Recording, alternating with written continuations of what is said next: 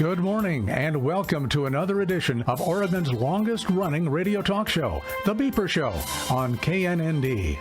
The views and opinions you'll hear expressed during the following presentation do not necessarily reflect those of ownership, employees, or advertisers of this station.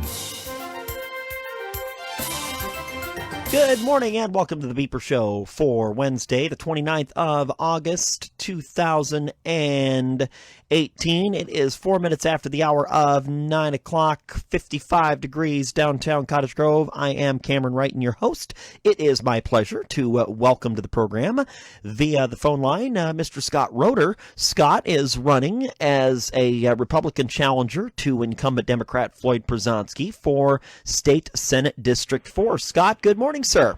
Good morning, Cameron. How are you? I'm doing exceptionally well. How about yourself? Well, it's early. Too early to tell, but I hope it'll be good. Indeed it is. Well, this is not your first appearance on the Beeper Show. You joined us back during the primary, but for those who may not have had the opportunity to catch that interview, why don't we go ahead and start off by having you sort of reintroduce yourself to us? Well, I'm Scott Rohter. I'm a writer and a farmer, and I live on a road that branches off from the Mackenzie Highway, where I've lived for 23 years in the little town of Vida in the eastern part of this district. That's Senate District 4. I've lived here for as long as Floyd Przonski has been in the Oregon legislature. And in all that time that I've lived here, I have become very familiar with a fact of life, which is that the Mackenzie Highway, in fact, the entire 126 highway, which includes the Eugene-Florence Highway and the Mackenzie Highway, Highway 126, is the most dangerous road in the state of Oregon. It lacks basic safety features on this road to prevent people from crashing, injuring themselves and dying. Okay, so Scott, I want to come back to that issue here in a little bit because I know you're passionate about it, so I want to get to it in greater detail. But to tell us a little bit more about yourself, you also have an appliance repair business, is that correct? Yeah, as long as I've lived in Oregon, which is over 25 years, over 30 years actually, I've had an appliance repair service company. Just to give people a little bit of an idea of some of the things that you've done, have you had employees, or are you kind of a one-man shop? No, it's a sole proprietorship. I have no employees. Okay. And then also, this is not your first foray into politics, correct? In 1995, I wrote a piece of legislation that actually brought the Oregon Constitution into compliance with the United States Constitution. Prior to my writing the bill, Oregon cities and local improvement districts that were formed could essentially sell a person's house for the small amount of a lien they had against it and sell it for exactly that amount and not a penny more than the amount of the lien on the house. It took 17 years to pass the Oregon legislature, common sense, compassionate measure like that. And ultimately in 2012, after 17 years, with little help from Floyd Przonski, the bill finally passed the Oregon legislature unanimously. And so why are you running for Senate District 4 this time? Well, it's the first time I've ever run for a political office. But what is it that has prompted you to throw your hat in the ring at this point?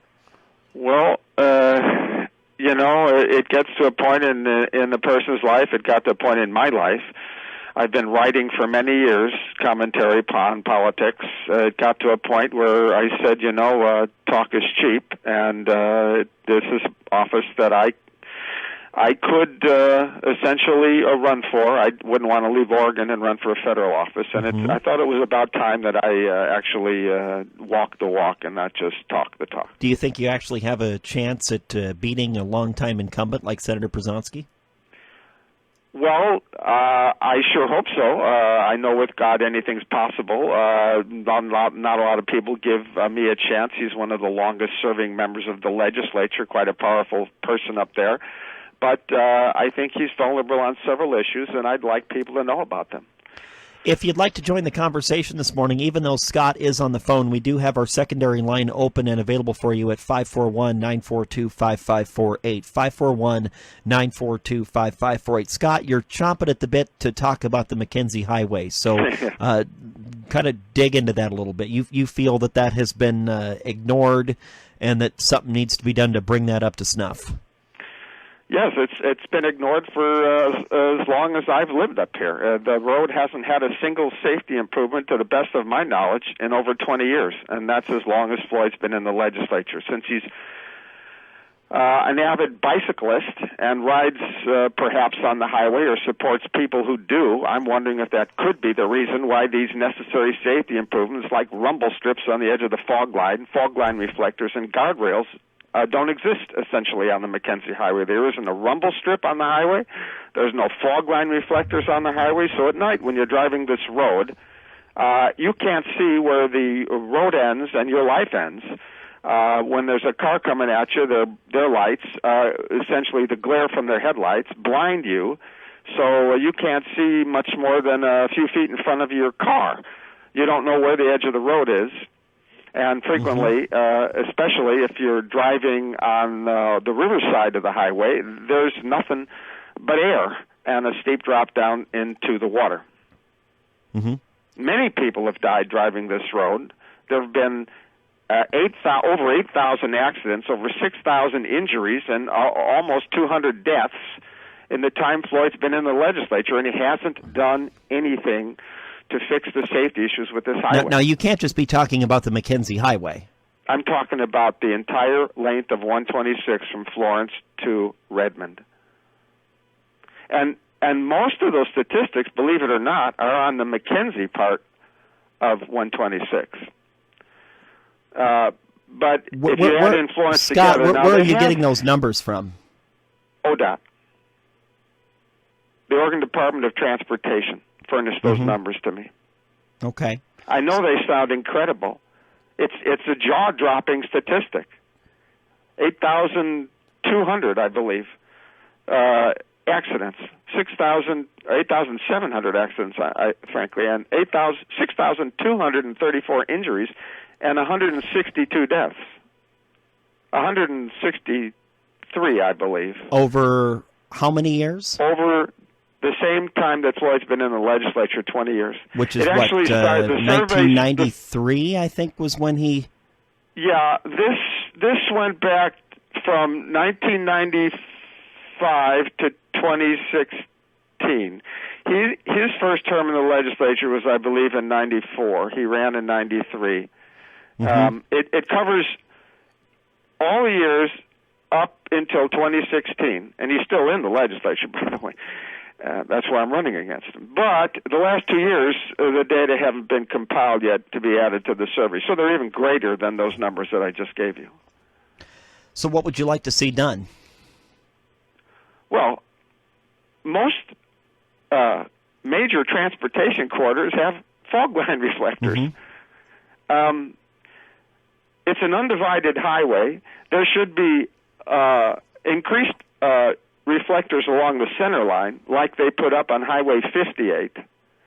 There should be rumble strips both on the center line and on the edge of the road on the fog lines, which they chose not to put up on Highway 58 for some reason. I'm thinking it might be they have a more important sidewalk they want to put up in Portland.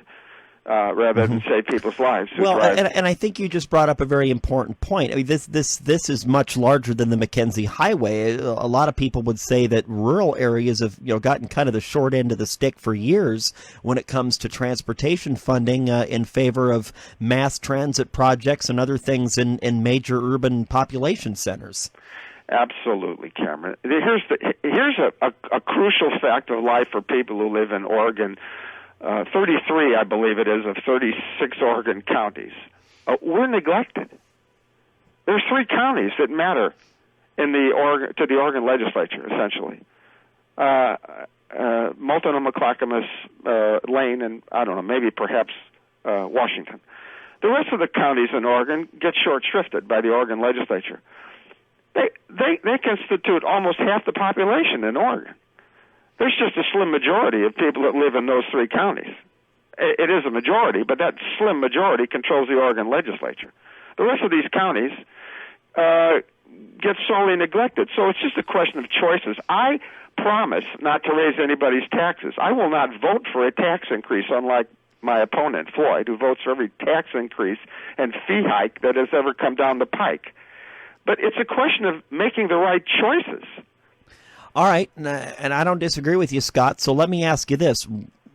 You say I won't increase taxes, but yet the state always, it seems like every time the legislature is in session, we get the "I'm broke" song from the state. So we don't have enough money to do this, we don't have enough money to do that. So how do you reconcile those two things? Or do you feel that there's some waste? Do you feel that there's some things that state shouldn't be doing? There's a lot of things the state shouldn't be doing.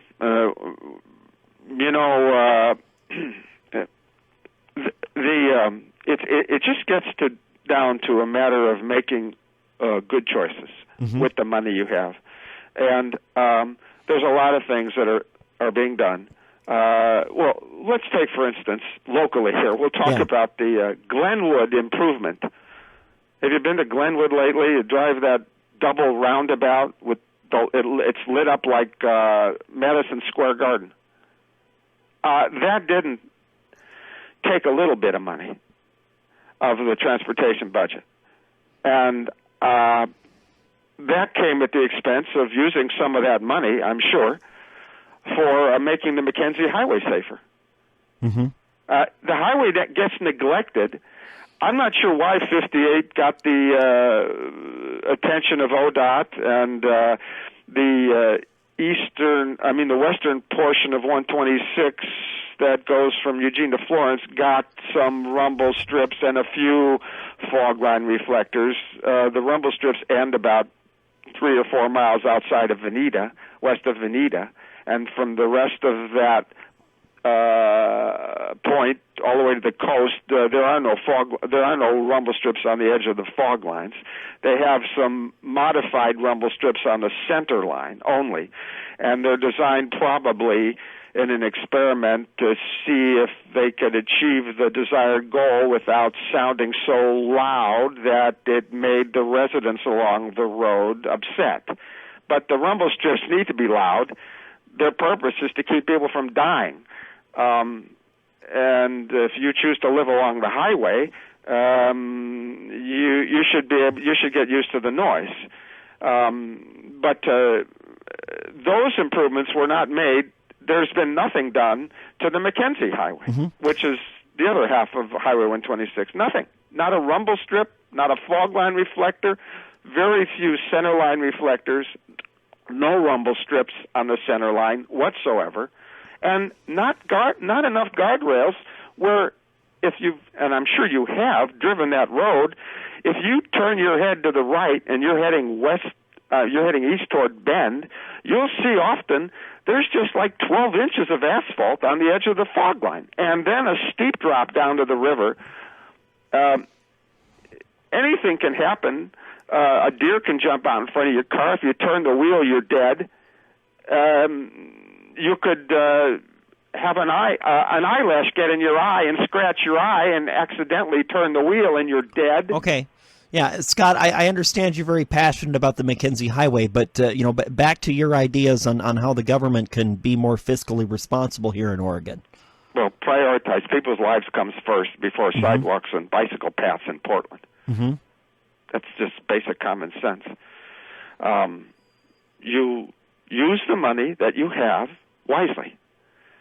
And there's so much stuff that gets done in Portland that is of a political correct nature to please residents in Portland that don't affect the rest of the state, that I'm sure there's enough money to make the highway safer. We have Scott Rohter joining us. He is a candidate. He is running as a Republican, opposing incumbent Democrat Floyd Przonski for State Senate District 4. Scott, we have a phone call here from a listener, so I'm going to go ahead and bring that up so that we can get their question as part of our conversation this morning. Good morning. You're on the air with Scott Rohter. Hi, my question for Scott is the improvements that he's suggesting to be made to the Mackenzie Highway.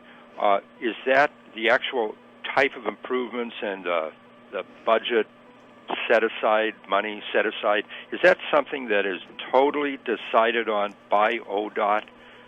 I mean, it isn't something the legislature would be able to pass some kind of rider to some kind of legislative act that would appropriate money specifically for Mackenzie Highway. Is that right? I mean, the decision about what improvements to make has to be done at ODOT.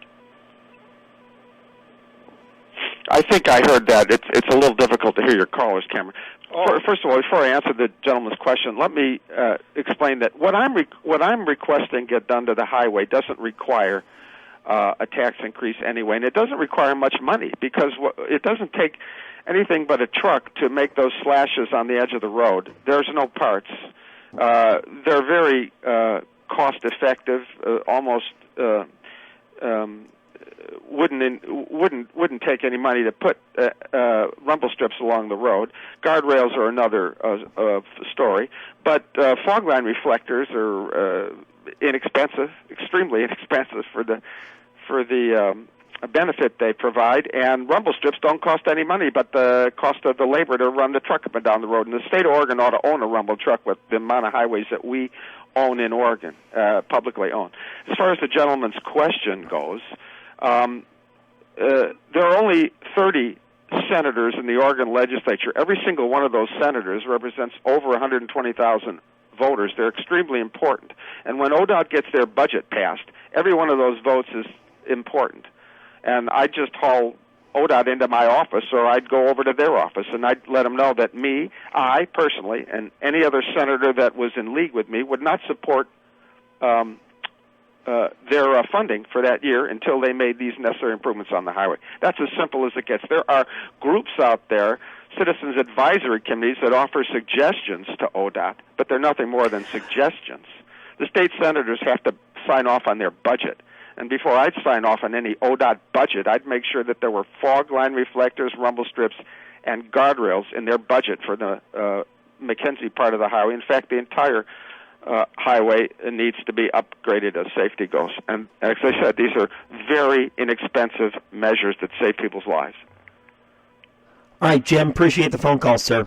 So, Scott, are there other rural transportation improvement goals aside from the improvement of the Mackenzie Highway that you would be willing to fight for?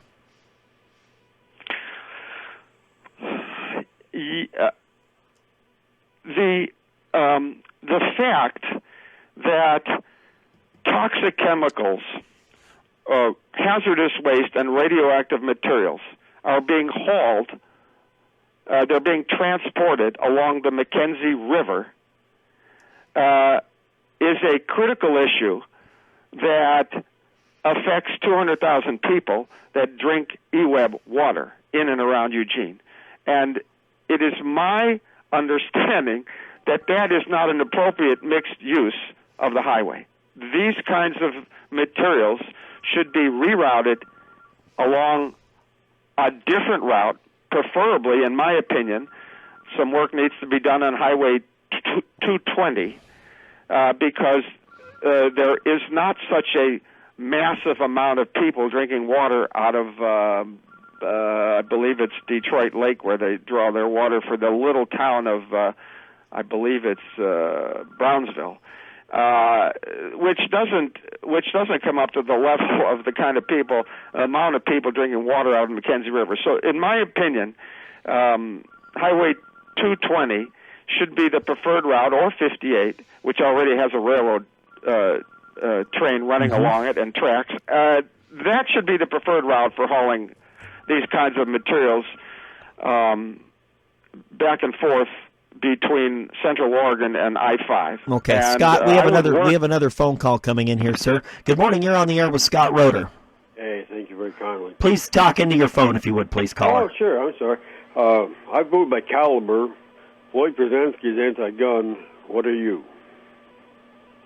Well, I'm pro-Second Amendment. None of the infringements that have been placed on the Second Amendment since you can go back to the attempted assassination of Ronald Reagan. None of the infringements placed on the Second Amendment have resulted in a decrease in the amount of school shootings, movie theater shootings, any kind of shootings. So I support the Second Amendment. I support a more realistic approach to curbing violence in America, such as putting metal detectors outside of schools like they exist in courthouses.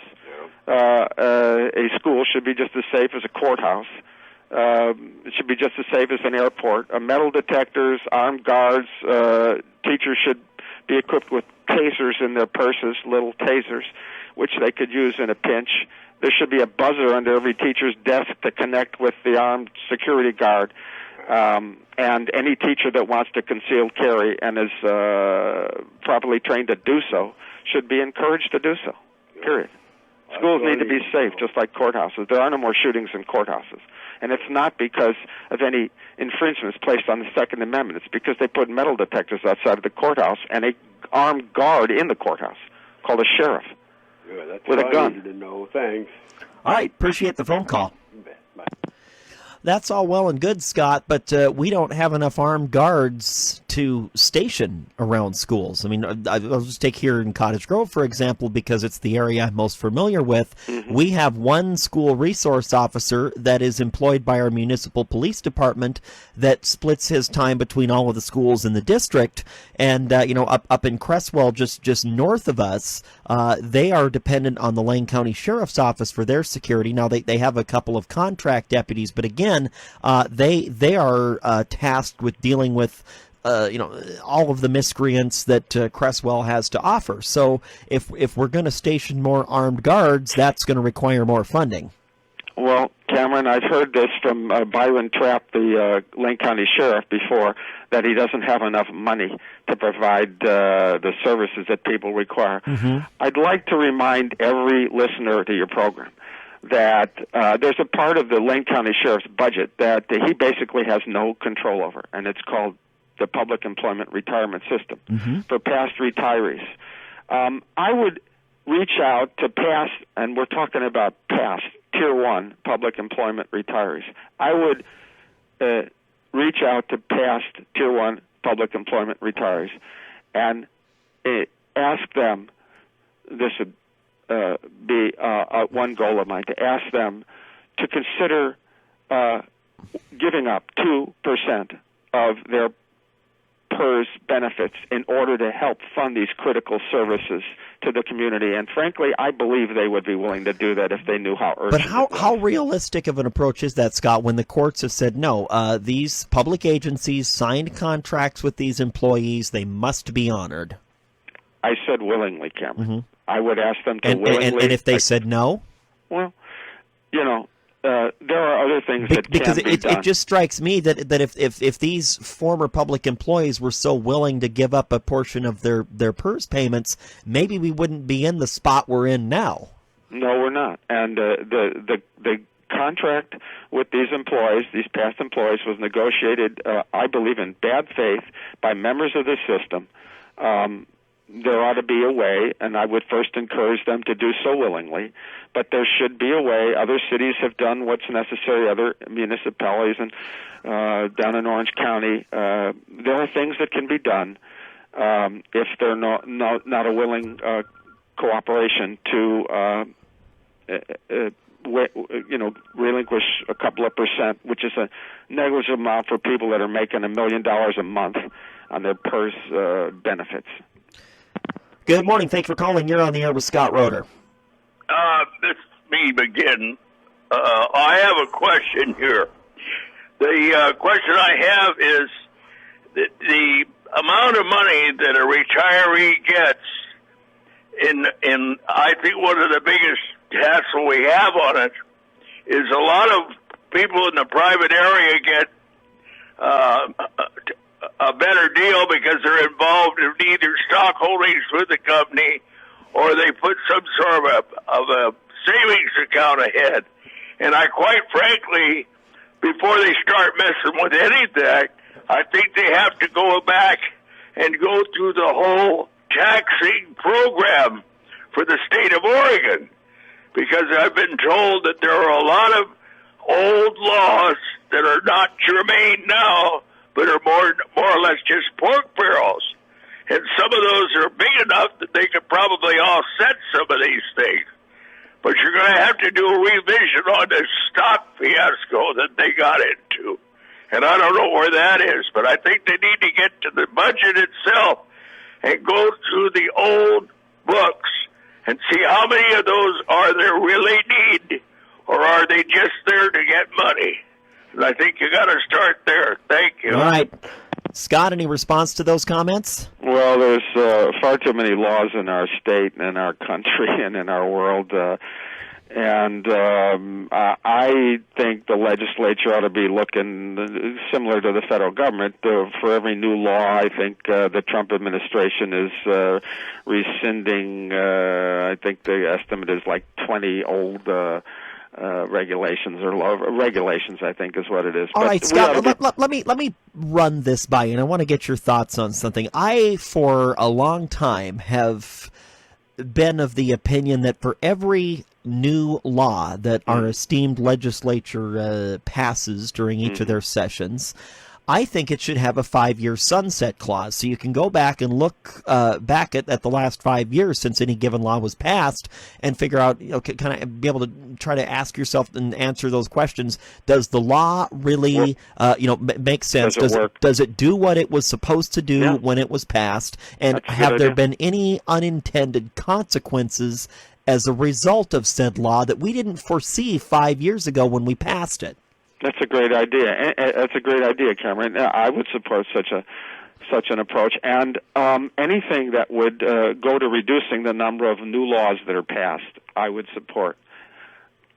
Let's go ahead and take a quick pause, sir. We'll come back and have more of our conversation. We have State Senate candidate for District 4, Scott Rohter. He is a Republican running against Senator Floyd Przonski.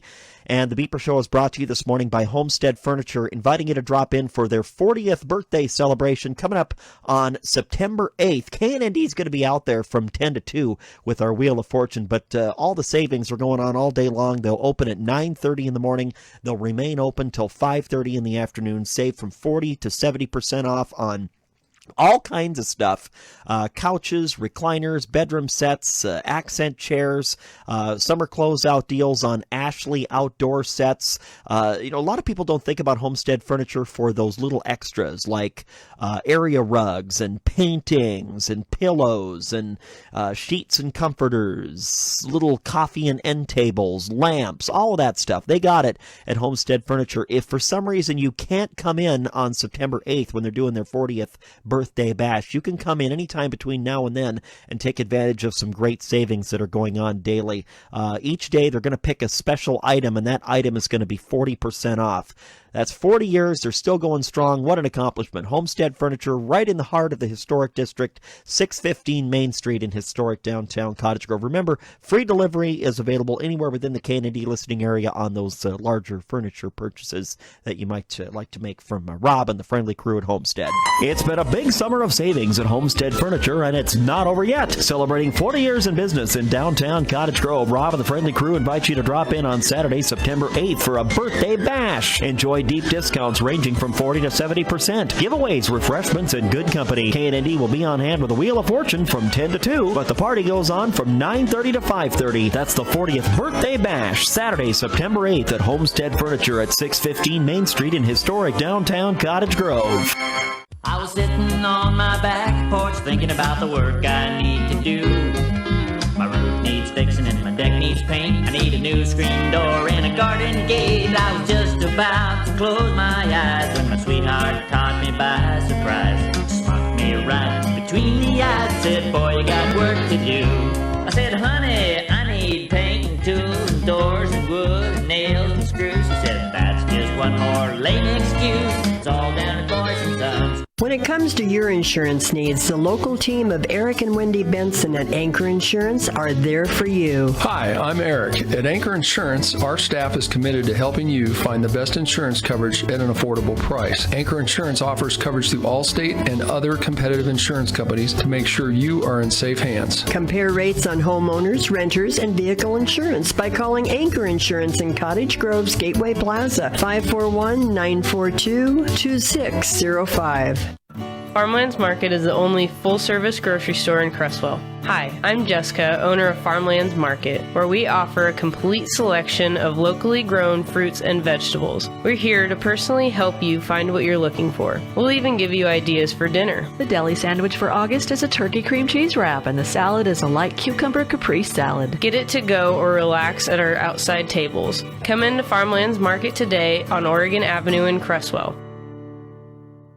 26 minutes ahead of the top of the hour. We made it all the way up to 60 degrees downtown Cottage Grove. You've got the Beeper Show live and local here on the Mighty 1400, channel 47.4 on the SL TV translator system. We are also streaming this program live on Facebook this morning at Camron, C-A-M-E-R-O-N, Reiten, R-E-I-T-E-N. My guest today is Scott Rohter. Scott is a Republican running against incumbent Democrat Floyd Przonski for Senate District 4, and we've been talking about a whole range of different issues this morning. If you'd like to pose a question for Scott as we get to know him a little bit better, you are welcome to make use of that phone line, 541-942-5548, 541-942-5548. And Scott, we have another caller on the line, so let's get to it.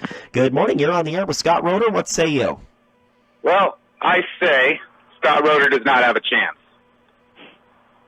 And I won't apologize for saying that. Scott, you have put yourself in the same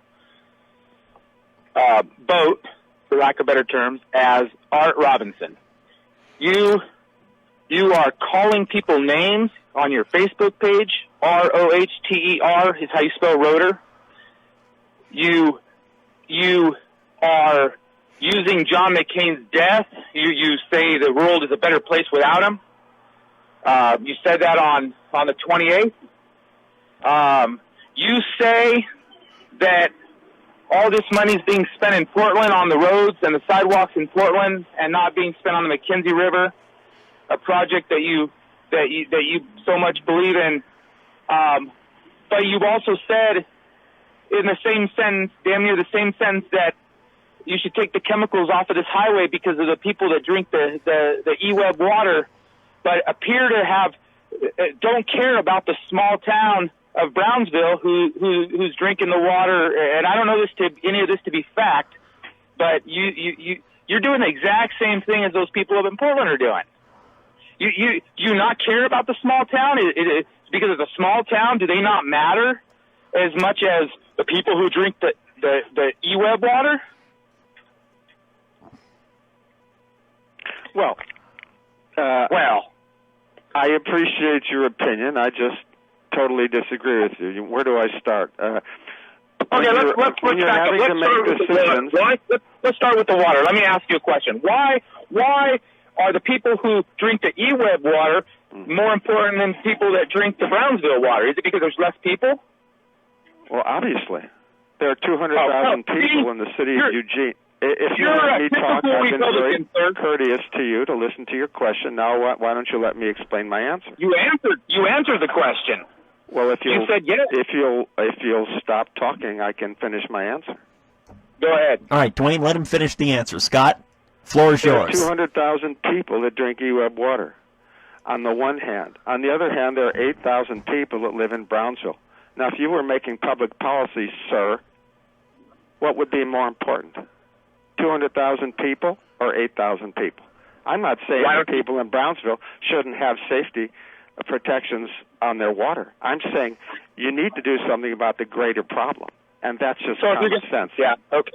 I get it. So if you're going to fix the sidewalks in Cottage Grove or fix the sidewalks in Portland, I guess you better fix the sidewalks in Portland because that affects 1 million people versus 10,000. Well, I haven't said anything about fixing sidewalks here.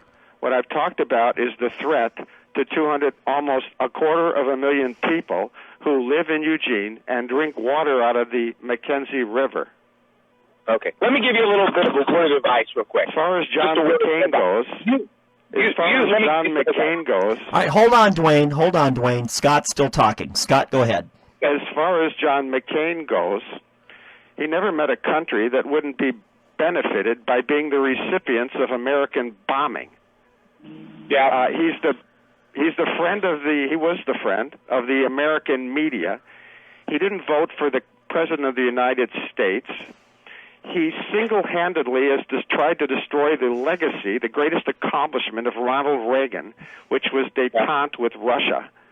He single-handedly has tried to destroy that legacy. He referred to Russia as a gas station masquerading as a country, and one of the worst bits of American diplomacy I've heard in my entire life. John McCain has always been a Democrat in disguise, always, who has been coasting on his grandfather and father's legacy his entire lifetime. He cheated on his wife. He divorced her when she was ill. And John McCain was the single vote that prevented the repeal of Obamacare. And a couple other things. I don't know why you're in love with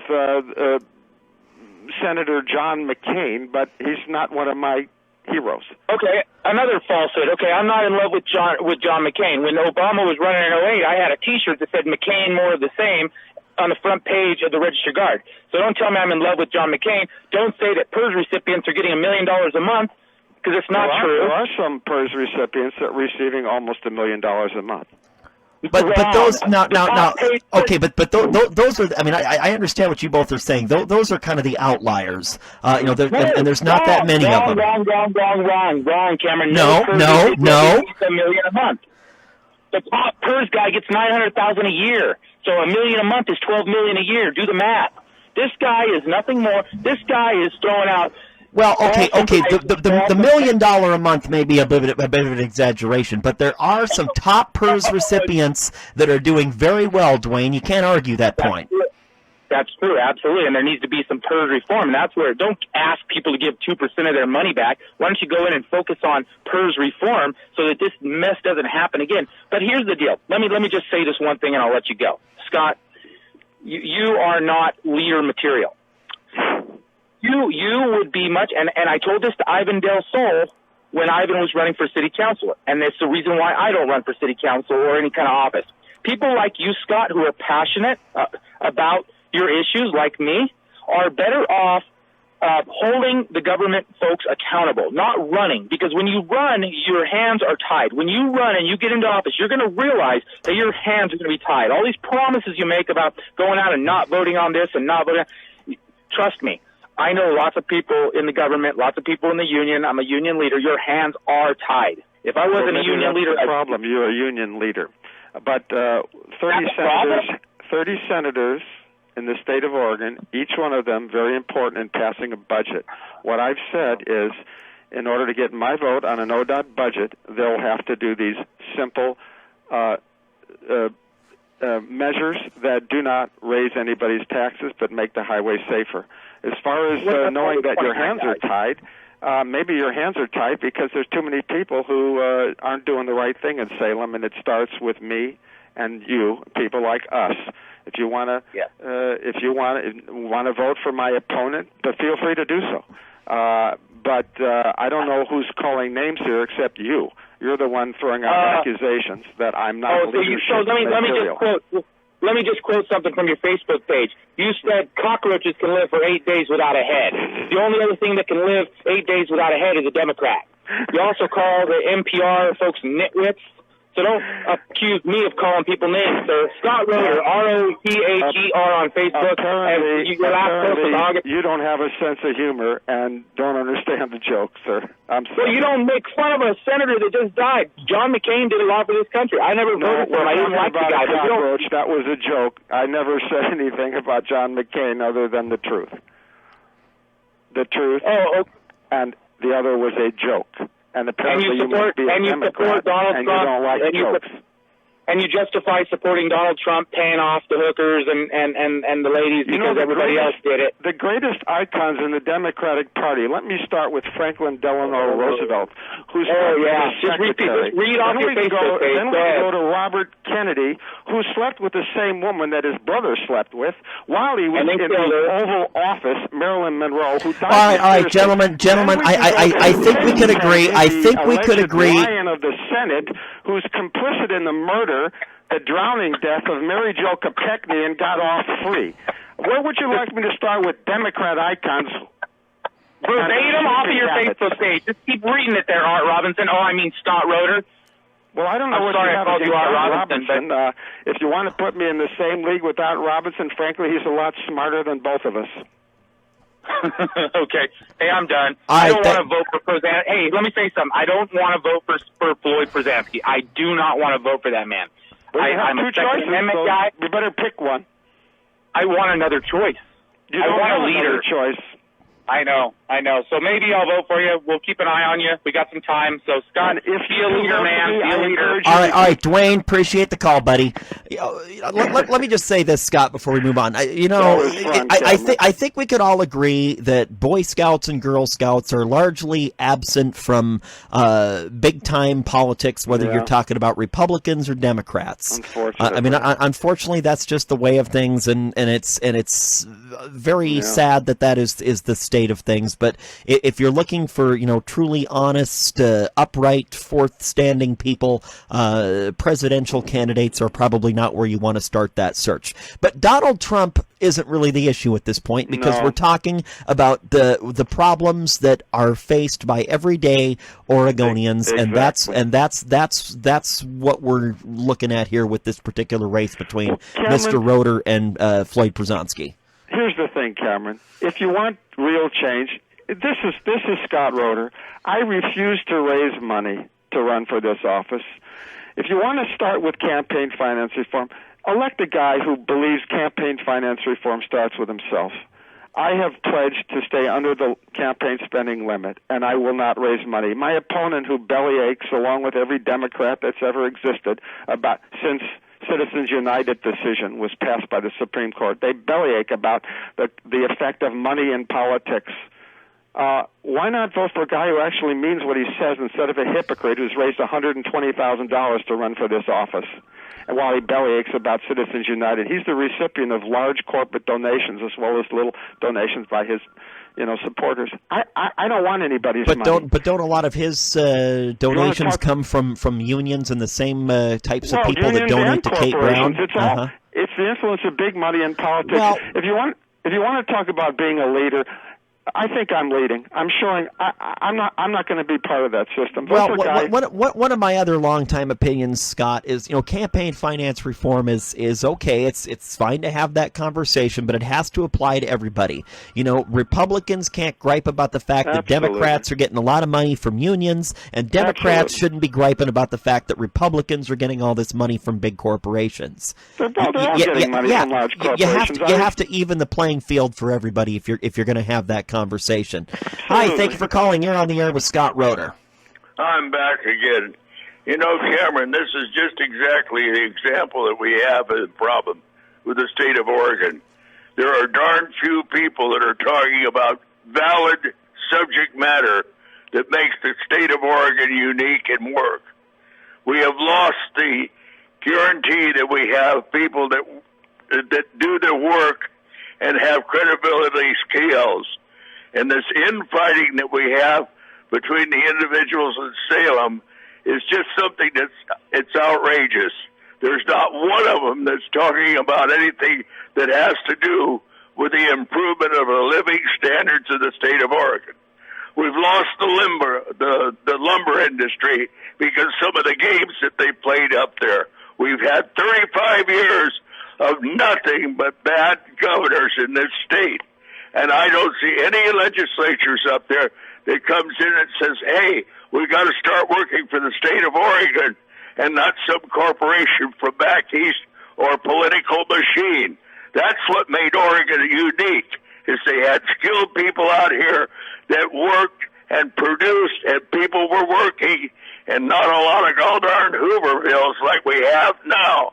And until that legislature gets that stuff together and forget this composite of what goes on, we're still going to be in trouble. And I think they better start cleaning their house in Salem and get some people in there that want to work for the state of Oregon and clean up some of the stuff that happened in eastern Oregon, where we're losing a valid grouping of people because they can't use the land over there. But I don't see anybody talking about that. And we have to get in here and do some work with the smaller communities where people live and don't have to fight the big messes with the Tudorville trolleys like up in Portland. Thank you. One of the only things in Oregon that's growing is government, and it's growing at the expense of everything else. So what I will try to do is hold the line on government, and that distinguishes me a lot from Floyd Posanski. So to the caller that just called and the last one who said something about I didn't offer leadership, I think I do offer leadership. I think government should be less, and I refuse to take money to finance my campaign. I think those are ideas that are worthy of being called a leader. Okay, very good. We're speaking with Scott Rohter, who is running as a Republican challenger to incumbent Democrats state senator for District 4, Floyd Posanski. We do have phone lines open and available, 541-942-5548. Scott, we need to take a quick break here, pay some bills. We'll come back. We'll continue our discussion. Stick with us on the Mighty 1400. It's the little things, like finding $20 in the wash. Woo! Jackpot! Or knowing where to shop online for all the newest styles and best deals around. Stage.com, of course. Visit Stage.com today for incredible sales, our newest markdowns on clearance, more extended sizes, and even more choices. Plus, check out today's deals online for daily coupons and offers. Fresh styles, big savings, and fun perks every day. Stage.com. Little things mean everything. Offer exclusions apply. Where is your there? Your happy place? Your go-to destination? Maybe it's that hidden cove by the lake, or that place an hour and a half away on Route 6 that serves the world's best meatloaf. Or maybe it's home. At Valero, we have the fuel to get you there, wherever there is. Because Valero top-tier certified quality fuel keeps your engine running cleaner, better, and longer. Find a station near you at ValeroCleanGas.com. It's the little things, like finding $20 in the wash. Woo! Jackpot! Or knowing where to shop online for all the newest styles and best deals around. Stage.com, of course. Visit Stage.com today for incredible sales, our newest markdowns on clearance, more extended sizes, and even more choices. Plus, check out today's deals online for daily coupons and offers. Fresh styles, big savings, and fun perks every day. Stage.com. Little things mean everything. Offer exclusions apply. Where is your there? Your happy place? Your go-to destination? Maybe it's that hidden cove by the lake, or that place an hour and a half away on Route 6 that serves the world's best meatloaf. Or maybe it's home. At Valero, we have the fuel to get you there, wherever there is. Because Valero top-tier certified quality fuel keeps your engine running cleaner, better, and longer. Find a station near you at ValeroCleanGas.com.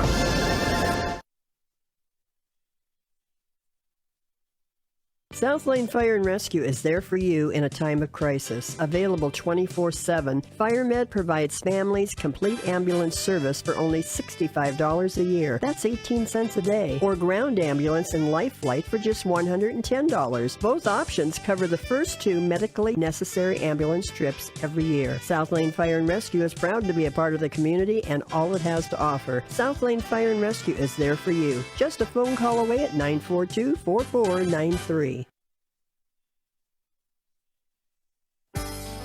Serving Cottage Grove and the surrounding area since 1977, Rogers & Son Floor Covering presents the largest selection of window coverings, including Hunter Douglas and Graver. All kinds and sizes of window coverings can be ordered to your specifications. For hot tub and pool supplies, quality floor coverings, including in-stock carpet and remnants, make Rogers & Son your next visit on Main Street in Cottage Grove. Rogers & Son, for friendly service and competitive rates, and of course installation with all purchases.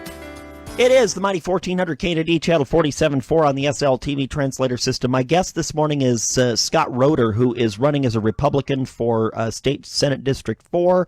He is challenging longtime incumbent Senator Floyd Przonski. Scott, maybe you just misspoke. I don't know, but I want to have you clarify this. I did a little bit of research during the break on the PERS recipients, and the Oregonian published an article back on March 24th. It was the most recent thing I could find, that the top PERS beneficiary at this point is retired OHSU President Joe Robertson, and Correct. His monthly benefit is $76,111 final per year, $913,335. So Dwayne is correct. The top PERS beneficiary is getting almost $1 million a year, and you said $1 million a month. And I don't know if that was just I meant $1 million a year. $1 million a year. Now, and it is the former past president of OHSU, and the second highest recipient of PERS benefits is Bellotti, the coach. No, actually, he's number 3 at this point. The second is a retired neurosurgeon, also from OHSU. Let's go ahead and get back to the phones. Good morning. You're on the air with Mr. Rohter. Yeah, Scott, I think you should be applauded for at least trying for the position. You can't always just sit back and say, you won't make a difference, going up against the establishment. And, good luck to you. But, you've got an uphill battle. I do agree with the PERS situation.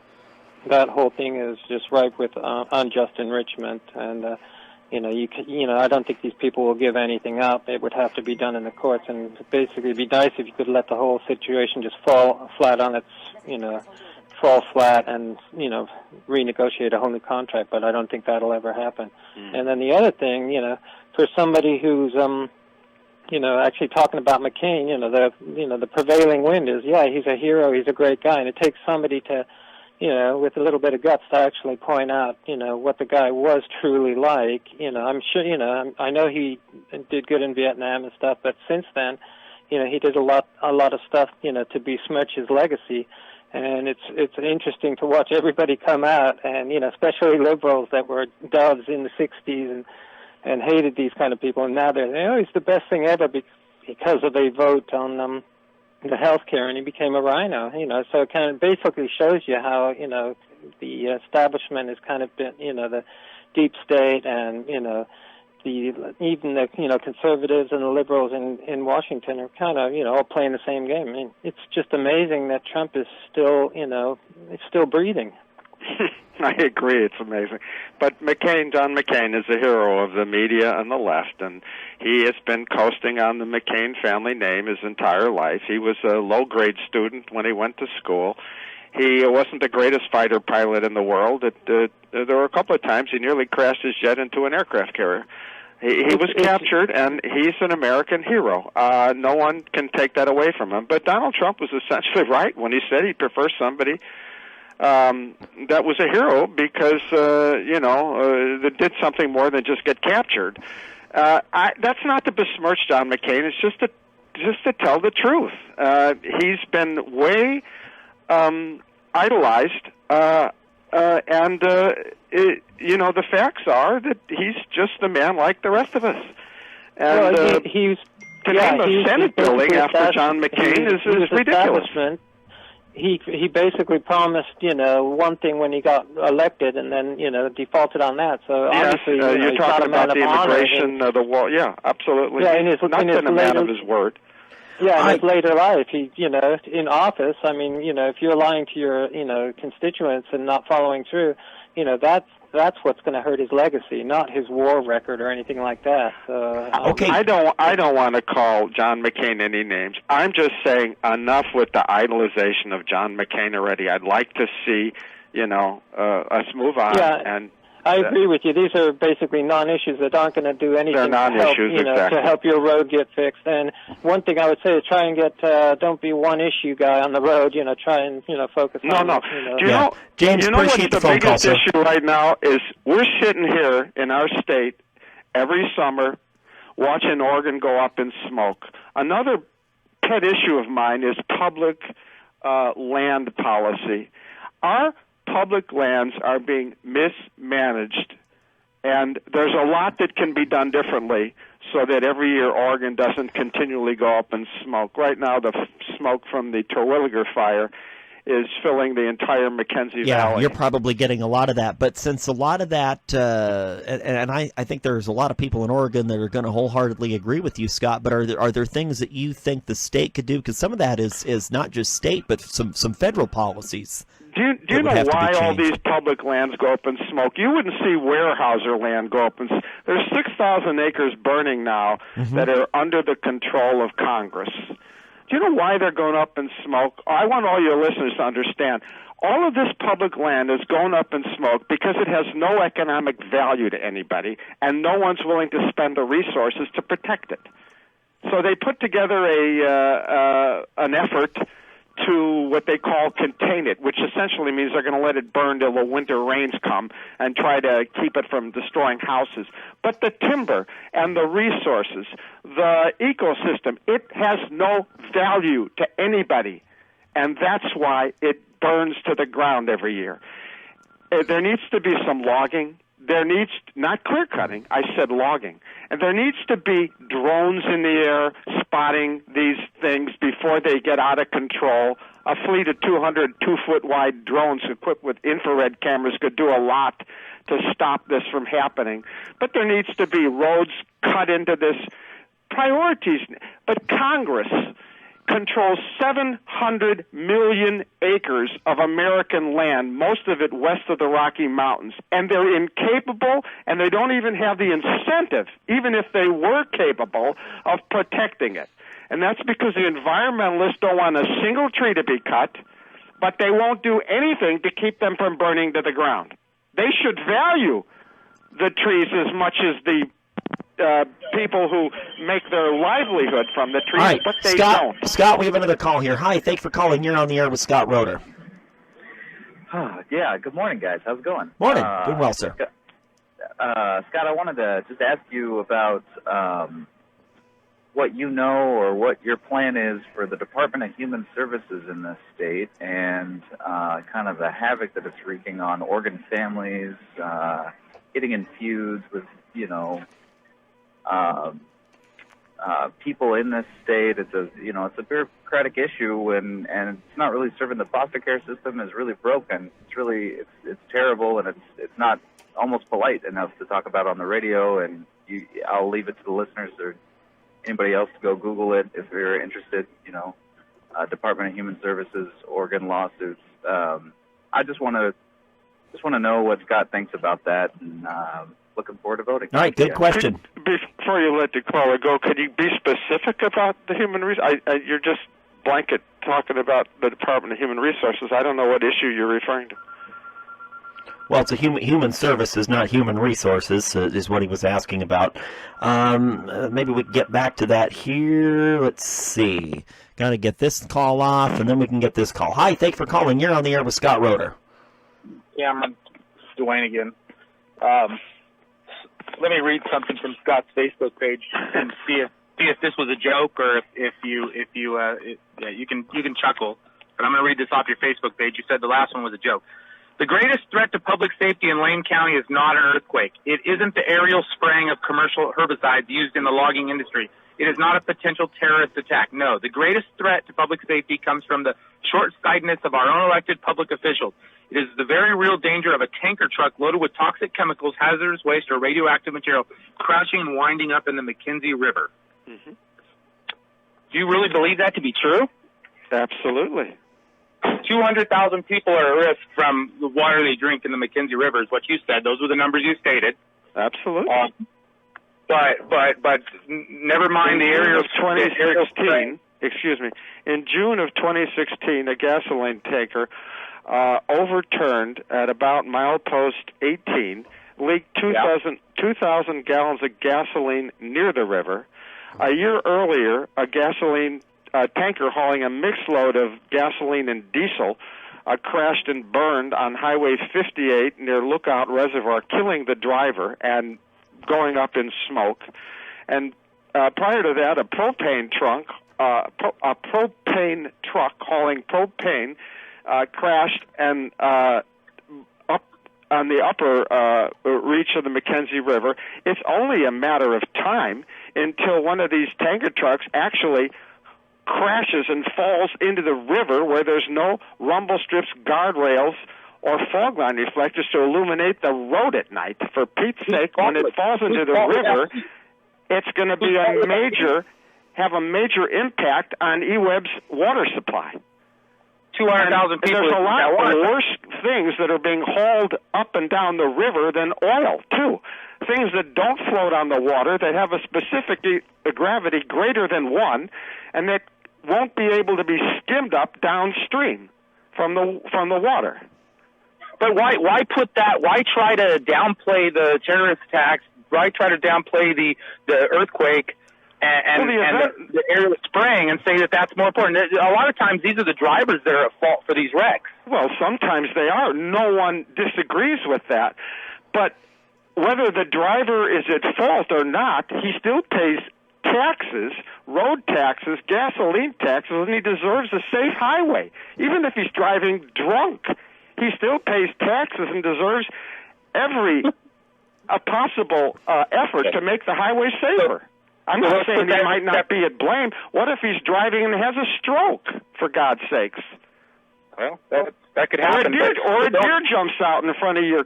Well, most trucks that are hauling gasoline wouldn't try to turn their wheel. They're usually pretty experienced drivers. But you see, I've cited 3 examples where experienced drivers, you don't get a commercial driver's license unless you're experienced, and they make mistakes.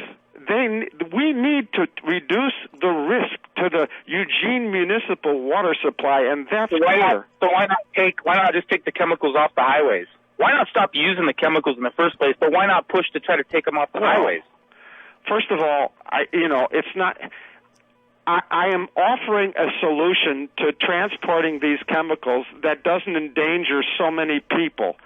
And that would be to take a different route, one that already has a railroad train along it would be preferred. If that doesn't work, and most the trucking companies would probably bellyache about that because it would take them a half an hour more to get to Bend, they'd probably put up a stiff resistance and exert pressure on the legislators. You talked about leadership. All that kind of pressure wouldn't make a hill of beans difference to me. I'm trying to do the right thing.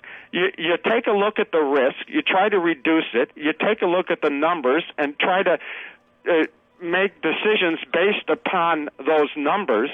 And Eugene is it's the 3rd largest city in Oregon. Used to be the 2nd until government grew so big in Salem that it overcame the population in Eugene, and now the second biggest city in Oregon is now the state capital. Like I said, the only thing growing in Oregon currently is government, and I'm trying to hold the line on government. I agree with your sentiment about not using or trying to lessen the use of toxic chemicals, but that's not a decision for a state legislator. What you can do is say that the Mackenzie Highway shouldn't be the preferred route to haul these things by the drinking water supply for Eugene. Okay, and the rumble strips are not going to keep the guy from going in the river when he has a stroke. Let's stick to facts. Let me throw another one out. It might wake him up. It might wake him up when he still has a chance to turn the wheel. And in cases where there's only 12 inches of asphalt on the other edge of the fog line and a precipitous drop to the river, perhaps the road ought to be moved a little bit to the other side with a little bit of discretionary money as the money becomes available. But that, like I said, I will not vote to raise anybody's taxes. The only thing I will agree to do on all tax measures is to refer them to the ballot so the people of Oregon can vote themselves on whether they want to raise taxes to spend money on moving the highway over to provide a better safety margin on the river side of the fog line. All right, fair enough. Fair enough. Dwayne, appreciate the phone call, sir. Scott, time's up. Anything else you want to close with? There will be a Eugene City Club event sponsored by the League of Women Voters as well on October 12th at noon at the University of Oregon Baker Center. That's the old Register Guard building at 10th and High at 12 o'clock on October the 12th. Cameron and I hope to see you there as a member of the press and your audience there with tough questions for Floyd and me. All right. Now, if people want to find out about you and your campaign, where can people do that? My website is, as Dwayne was frequently quoting from, is Scott Rohter for OregonSenate.com. Scott Rohter, and that's Rohter for OregonSenate.com. Okay. And Cameron, thank you very much for the interview. Thank you very much, sir. We'll look forward to chatting again as the election gets closer, I'm sure. And, of course, we will invite your opponent, Mr. Przonski, to come that on would be wonderful. and talk about some of the things that we've mentioned this morning. And there's a lot more that we could talk about, but we simply didn't have time to get into it all. Scott, thank you for the time, sir. That's going to do it for the Beeper Show this morning. And coming up tomorrow, Cindy Wheeldryer is going to be here with some folks on the show. I'm trying to remember who she said was going to be here. I know she has guests. But then Friday should be open forum at this point. We don't have anybody scheduled in for Friday, but I'm going to see if perhaps I can fill that. If I can, great. If not, it'll be open forum. I'm sure we can delve back into some of these issues that we've talked about today with Scott, or talk about something completely different depending on what may happen in the world between now and then. Swap and Chop coming up after your news. Keeping South Lane in North Douglas County's country. You're listening to AM 1400 KNND Cottage Grove and Channel 47.4 on the South Lane Television Broadcasting System. Funeral home pricing varies widely. Andreessen's in Springfield has been offering